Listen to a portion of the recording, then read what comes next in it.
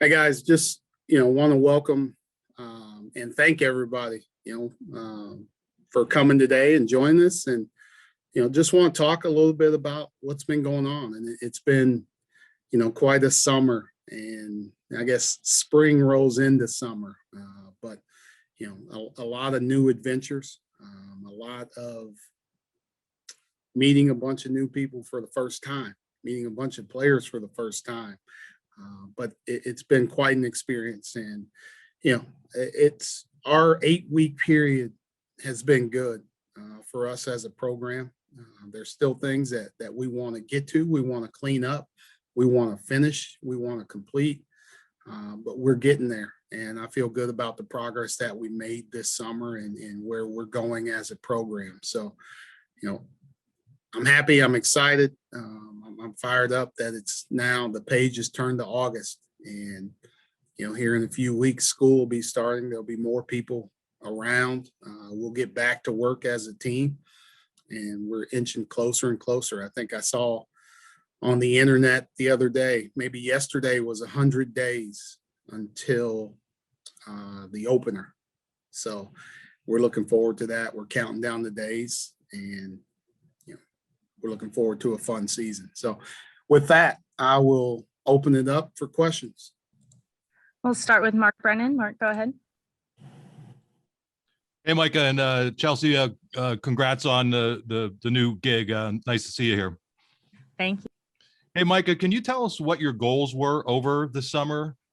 Given all the new faces you have, was it about getting guys in shape? Was it about everybody getting to know everybody? Can you just take us through that and let us know how you thought you did toward reaching those goals? Thanks. Yeah, Mark, I think it was a combination of everything. These guys had, they were with Greg a lot in Skinnis in our strength program, and things that we needed to do, getting guys back into shape, getting guys in shape, getting them prepared for what we were going to do on the court. I think that was the biggest thing. Introducing myself, my staff, and what we were going to do and the kind of expectations that we were going to have as well. Everything's new right now. And even for guys that are seniors or have played college basketball for a long time, it's different from how I want to do things. So we spent a lot of time really teaching and introducing a lot of stuff. But, we had to mix in getting to know each other as well. And like I said, there's guys that we recruited that we brought here that'll play for us that I never got a chance to meet, only on the phone, maybe on the Zoom call, through text messages. So there was a period of that as well. And I think we've gotten through that period, where we're getting to know each other. We're getting to know each other's games. They're figuring out how I like to do things. And like I said, I feel like we had a productive summer, but now we have to carry it into the fall when we all get back together. Okay, Ben Jones, go ahead. Hey, Mike, how's it going? Good, Ben. How are you? No complaints. I'm curious, when you bring in a lot of guys that might not have a lot of eligibility left at the collegiate level, and then you've got guys that have been in a program for a really long time, how do you kind of mesh the different levels of investment that they might have in the program, or the different experiences, and ostensibly the gun for hire guy versus a guy like John Hara that's really, put a lot of time and energy into what they've built so far? It's a delicate balance in terms of what you're looking for when you bring guys in. And we looked for a specific player, maybe a specific talent, but what we weren't going to bring in were 1-year renegades, right? Guys that were just coming in just to get their stats and build their status. Winning was a big part of it. If winning wasn't important to you, and you probably weren't going to fit with me. So we invested, or we vested the guys that we brought in to see if they would fit. Being able to have John, and Miles Dredd, the guys that are coming back, Sam and Seth, like Dalian, Caleb, we knew who they were. We knew what they were about. and we needed to add the right fits with those guys. And I feel like we did that. And like I said, we didn't take a one-year renegade. We took some one-year players, one-year transfers, but guys that would fit the culture, guys that could help us continue to build this culture, but also guys that wanted to win in this season. All right, David Eckert. Hey, Micah, how you doing? I'm doing great, David. Awesome. I guess just kind of, off of that, now that everything seems to have kind of cleared a little bit, do you feel like you've met all the needs that you had maybe positionally in the transfer portal this summer? We do. We added size, which I thought was going to be important for us, but we didn't just add size just to bring in tall guys. I think length, athleticism, guys being able to move was really important in terms of what we wanted to do defensively and how we wanted to play defensively. But also guys that were pretty skilled as well. So I feel like we fit those needs. Now, adding more size pushed some guys down the list a little bit and down the line in terms of position. So you may see some more guys playing on the wing a lot more that maybe haven't done it as much. But, that puts the onus on them as well to improve their games, get back to how they played, coming out of high school, maybe early in their careers here. So, I feel good about what we added and how it fits together. And that's the most important thing. Joe Giuliano. Hello, Micah. I wondered, what have you done to help build the trust? You mentioned a lot of new guys. How did you work to get acquainted with them and build that trust that you're going to need? Joe, the biggest part of it is time, right? It just takes time. And I think, having conversations, just being able to let them know who I was, let them know who I was about. I think really getting on the court in our workouts and kind of building that sweat equity with them where they know that you're invested. They know that, you're trying to make them the best that they can be. That was huge for us. But also just being around. Like, as much as I could, I wanted to be there. I wanted to be around. Like, we have an open door policy where guys are free to come up to the office, but we're going to meet them at training table. We're going to meet them in the weight room. And we're just going to be there for them. And we built that trust. I think they have a great understanding now of my personality. When you talk to somebody on the phone, you may not understand who they are. You may not understand what they're looking for. But the things that I told them, the things that I talked about, I've tried to prove. I've tried to prove that in different ways throughout this summer, which I think has helped to, lessen the gap in terms of building trust. And, it takes time to build trust. And I think we're close to where we need to be. Spencer Rippick. I just want to know how difficult it has been learning such a new learning a new campus, especially one as large as Penn State, and getting comfortable with all the new facilities. You know what, Spencer, that's a great question. Because I would tell you right now, being honest, sorry, you guys will get to know this about me. I guess it's a strength and a flaw is I'm brutally honest in terms of what I say. Spencer, I still don't know the campus. I know it enough, but you know what helped me was June. We had a bunch of recruiting visits, and I got to sit in the back of the golf cart and listen to some of the other coaches as they talked about, what building was what and where you had class, where you would have classes, what majors are where. So I'm still learning.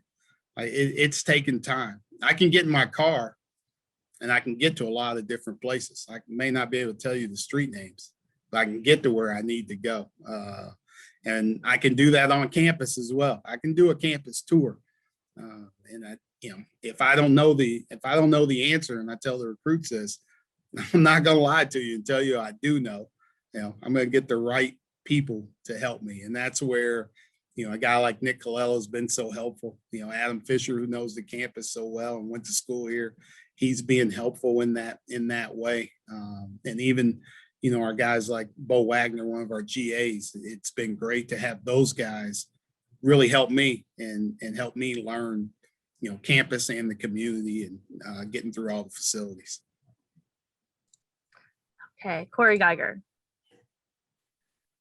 Micah, you're involved with a lot of really high profile recruits. I know you can't talk about them specifically, but how vital would it be? How important would it be if you could land one or two of these guys? What kind of momentum would that do for everything at this point? Corey, that's, a goal of ours. And, when I put together the staff, like what's our staff going to look like? What are our strengths going to be? And we have a lot of people person. Or is that how you say it? I don't know. You guys could help me on that. On our staff, like guys that love communicating, guys that love building relationships, and they've gotten us in the door with a lot of really good players. And now it's on us to kind of close the deal. And I'm looking forward to, having guys come more. June was great for us.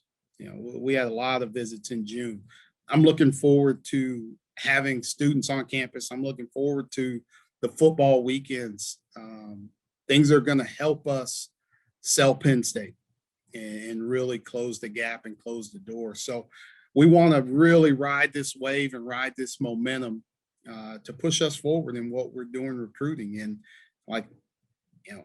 it's not going to be a one-year thing, Corey. Like we want to continue to find the right players to fit us. And if they're high-profile guys, they're high-profile guys. If they're not, they're not.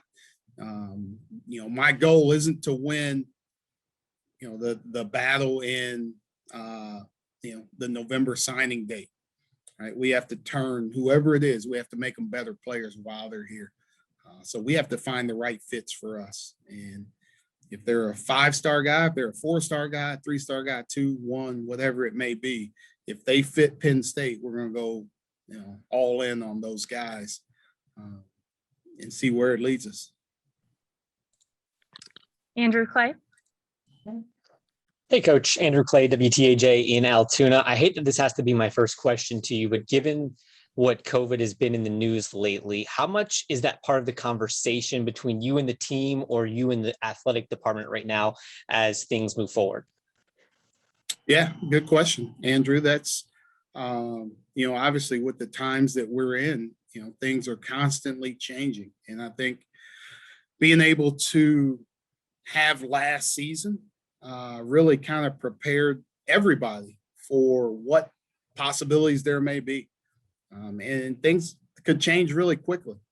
Like I said, you never know, but you have to be prepared for everything. So, we have a great training staff, that is really going to lead us in terms of what we need to do as a program, the kind of protocols that we're going to follow.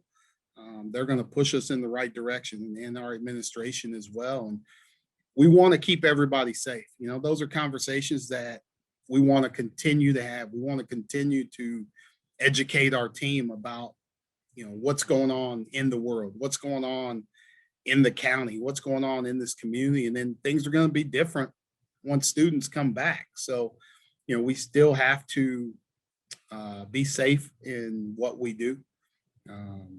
And take care of each other and look out for each other to keep each other safe so we can, open up and have football games with people there. We can open up and have basketball games with people there. And that's what we're working towards. So, we're going to lean on our administration. We're going to lean on, our athletic training staff to push us in the right direction in terms of what we're doing. But we're constantly having those conversations with our team to make sure that we're keeping each other safe. Dave Melandra. Hey, Coach. David Melandra with Nittany Lions Wire, which is part of USA Today. So during your introductory press conference, you mentioned that you talked to Jim Ferry and Pat Chambers to get a sense that these were their teams that you're trying to build off of. Can you just talk about what type of system that you're trying to make of your own? And when you were at Purdue, what did you see from Penn State last year that drew you to draw to Penn State? One of the things that, when I go back and watch, obviously I've had a chance to coach against Penn State. So 2 years worth of data that I have watching. And, obviously the things that stand out were, one, how together they were, how hard they played, the kind of how they laid it all out there for each other. That was obvious when you watched. Like, those are things that we have to build off of. I think having, John Hara is the heart and soul of this group, right? Like, how hard he plays. If you could put somebody up on a billboard in terms and put what hard work looks like, he would be the guy because of what he's done throughout his career in terms of getting better, in terms of how hard he's played, the kind of things that he's done. So, like, he helps continue to drive that mantra of how hard we need to play to compete. Like Miles Dredden the same way. Like, guys that are older that have been here, those are things that they can teach to the young guys right away. They can teach to the new guys right away in terms of what we need to do to be successful in the Big Ten. And now, I can add in the things that I've learned and, from being at Purdue for those 4 years, but also things that, when you win it, no matter what level you win at, there are a lot of things that are consistent within that. So, we won a lot of games in Boston, right? We had a lot of success in the playoffs in Boston. We did the same at Butler. Like, you have to bring those same qualities here to have those, the success. But, Michigan State's talking about the same exact things that I'm talking about. Purdue's talking about the same things I'm talking about. Ohio State, whoever it may be. Now, the magic is doing that on a nightly basis, doing that consistently as a program. And that's how you get to the upper echelon of winning. Mark Bogenrich. Micah, how are you today? Great. I was trying to find you, Mark. I see you now. No worries. I'm Thanks. doing awesome. Mark, you're muted. Okay, got me now? Better? Okay, thanks. You mentioned a little bit about John Hara. How did you re-recruit him back to Penn State, and what impact did his decision to stay have upon you personally? You know what? A big part of John returning to Penn State was Penn State, right? Penn State sold itself. It's been doing it for 4 years for him. Like, I obviously get a chance to work with guys that have gone to school here. And, when I got here, they told me how special this place was. And until you get here, until you're ingrained in it each and every day, you don't realize it.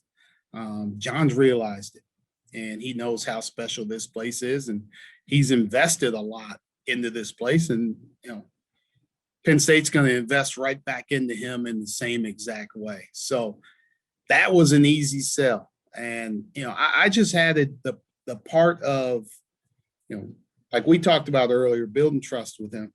Like, I'm not going to sell him on trying to be somebody that I'm not, and really working to give him the experience that he needs to finish here successfully. That was a big part of the sell, was here's how I can help you grow your game a little bit. Here's how I can help us have a great season. But I want him to have a great experience and finish this the right way, because he's earned it. He's deserved it. So getting him back was huge. I was really excited. Like, when he told me that he was coming back, I'm doing sprints around our office because I know how important he is to this program. I sat there last year, he got 10 offensive rebounds against us last year in Mackey. Like, let's go do that again. That's fun. It wasn't fun when I was sitting on the Purdue bench, but it'd be great when I was sitting on this one. So having him be able to help us build the culture in the right way.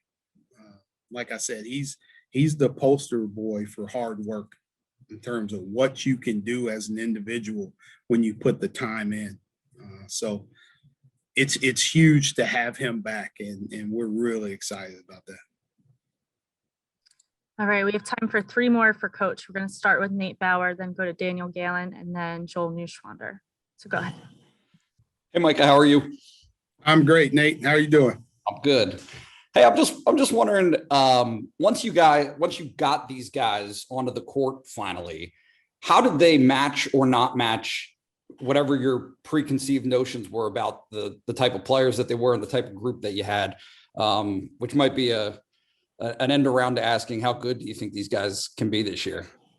You know what? That I didn't come in with any like preconceived notions. Like I got a chance to watch a bunch of games. Obviously I coached in the same league, so I saw them up close, but then I saw them as I was, maybe you're watching different teams throughout the year, not necessarily, maybe I'm scouting Wisconsin, so I watch a Penn State, Wisconsin game. So I've seen them in a lot of different lights, but I didn't want to come in and necessarily say, like, this is who you are. Like I wanted to see it, up close,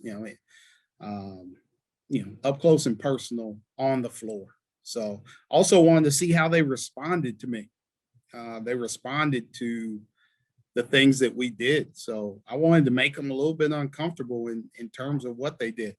I wanted to teach them some new things, teach them some things they maybe hadn't done before. Stuff that maybe we're doing at the NBA level that I wanted to test them to see if they could do it, or to see if they couldn't do it, but to see how quickly they could pick it up. And that's the biggest thing for me, is how well do you learn? How well do you take things from, whether it's film or whether it's talking, how do you translate that to the court? Those are things that I had to learn, and I wanted to learn early to see how this would fit. Like with our group this year, like we've got guys that have, if you look at the nucleus of guys that have come back, they've done significant things in this conference. Right now, they have to do it on a everyday basis. They can't lean on somebody else to carry the load. They have to do it, and that's a big part of it. But we also brought in some good pieces to help them do that, to lighten the load. We have when you get on KenPom and they start doing years or average years of a team, we're going to be at the top of that list this year on KenPom. So having a bunch of older, experienced guys that have played a lot of games, that have been in a lot of situations, is going to be helpful for us. I've been able to see how they've picked up what we're teaching as a staff, and how that's translating to how they're playing when we're out there together. So I don't know. I can't tell right now. It's that's the fun part of it for me. Like I'd love to see us play somebody else right now to see how it translates. But you have so many guys, and in the summertime, like, you're not going to push through anybody that's banged up a little bit. You don't want to do that. So like, we'll get a chance this week to play a lot more, to really see how they're picking up what we're teaching. And maybe I'll have a better answer for you later this fall. Daniel Gallon. Hey, Micah, with so many new players coming in, so many new pieces, how have you seen some of the returning guys? How have you seen them kind of embrace those guys coming in? Is there more competition? How have you kind of seen that chemistry come together? It is, they are definitely embracing the new guys coming in. And I think if you walk by a training table, while guys are eating dinner and hear the noise coming out of there, you would say that, yeah, these guys are starting to come together a little bit. Like, that's the fun part for me. Like, it's not forced. But you throw some different personalities together and you get to see how they mesh. You get to see how they react to each other. So whether it's guys playing pool and getting on each other about different things, or whether it's, Miles Dredd versus Jalen Pickett, just talking about different guys in the NBA. That part of it's been fun. Like, Sam Sessoms is a loud guy and he talks all the time. So he's leading the charge. So, if Jelani White, who's more quiet and reserved, and the first day he walks in and Sam is just yelling at him in terms of not yelling at him, he's just being Sam. That's going to get you out of your shell a little bit, right? There, talking about his pool game or talking about who his favorite NBA team is or what city he's from. Like, that's how we've bonded, and they've come together, and it's not on the court. They've come together off the court in their own ways. And, they beat us in a wiffle ball game as well. So I think that helped to come together a lot more. All right, last question for Coach to Joel Neuschwander. Hey, Coach, what has it been like to be reunited with Coach Collins? How has your previous experience coaching together kind of helped you prepare for the season? And what has he brought to the table for you guys as a coaching staff and as a team? It's been, really fun. Like, he's probably been the one person that has kind of seen me grow in this profession, right? When I worked with him last was, I started in 2003. And, I was director of basketball operations, and now we're reunited and I'm a head coach.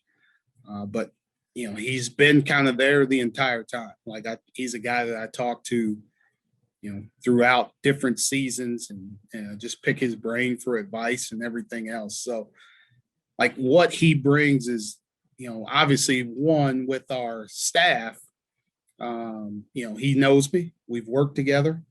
Like, he's the one that, kind of gets the questions or the other things from the rest of the staff, and he brings it to me like, hey, will you go and ask Coach if he'll do this or if we'll do this? So he's the buffer right now in terms of coming in and asking, tough questions about different things. And then he's got a great energy to him on the court. For his just a little guy, and then he starts talking and his voice starts booming.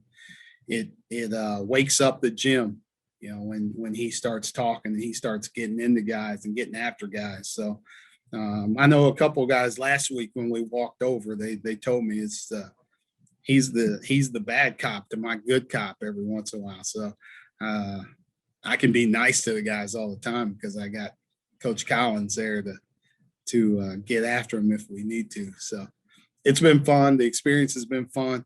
I'm glad that he's here. I'm glad that he's able to, we talked about winning earlier. He was at Marquette when they won a lot of games and they put a lot of guys into the NBA, and now bringing that experience with him here is going to be really beneficial for us.